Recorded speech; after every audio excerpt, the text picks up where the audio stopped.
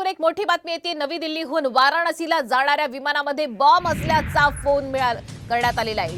इंडिगोच्या विमानामध्ये बॉम्ब असल्याची धमकी देणारा विमानतळ प्रशासनाला हा कॉल आलाय। विमानाची तपासणी करून बॉम्ब निकामी पथक सध्या या ठिकाणी विमानाची तपासणी करत आहे।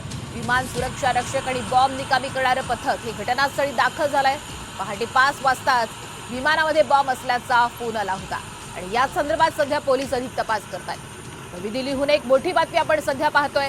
नवी दिल्लीहून वाराणसीला जाणाऱ्या विमानामध्ये बॉम्ब असल्याचा आता फोन आलेला आहे। इंडिगोच्या विमानात बॉम्ब असल्याची तर धमकी देणारा हा फोन विमानतळ प्रशासनाला आलेला आहे। यानंतर आपण पाहतोय कशा पद्धतीने विमानाची तपासणी सुद्धा करण्यात येते।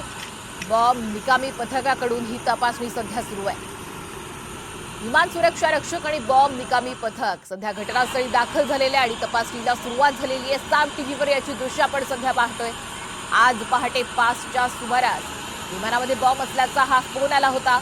नेमका हा फोन कुणी केला आणि काय उद्देशाने केला या संदर्भात अधिक तपास सुरू आहे।